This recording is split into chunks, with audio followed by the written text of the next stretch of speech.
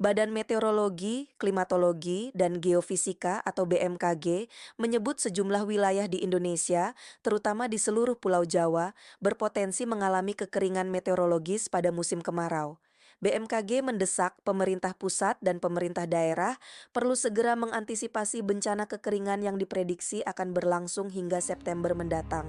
Bencana kekeringan dunia sudah di depan mata. Di India, 120 juta petani harus berbagi sumber daya air yang terbatas karena persediaan air tanah menyusut tajam. Sejumlah wilayah di Indonesia juga harus siap siaga.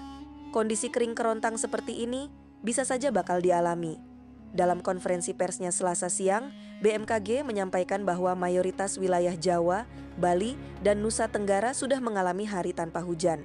Selain itu, berdasarkan analisis curah hujan dan sifat hujan yang dilakukan BMKG, menunjukkan bahwa kondisi kering sudah mulai memasuki wilayah Indonesia, khususnya di bagian selatan Khatulistiwa.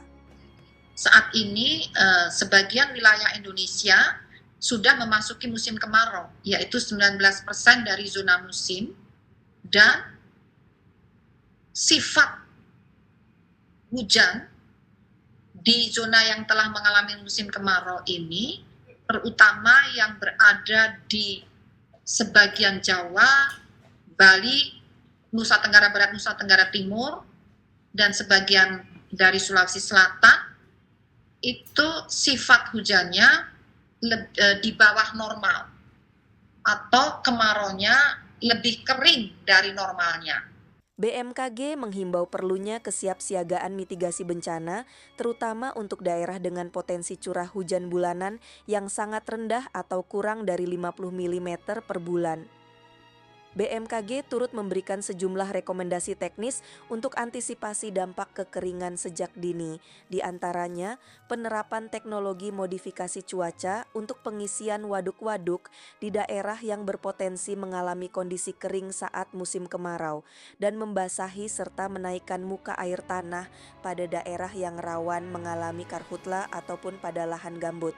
Kepada pemerintah daerah, BMKG merekomendasikan agar daerah yang masih mengalami hujan atau transisi dari musim hujan ke musim kemarau agar dapat mengoptimalkan secara lebih masif upaya untuk memanen air hujan.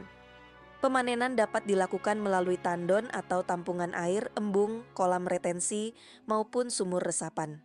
Saya Sasya, presenter Artificial Intelligence dari TV One.ai. Sampai jumpa.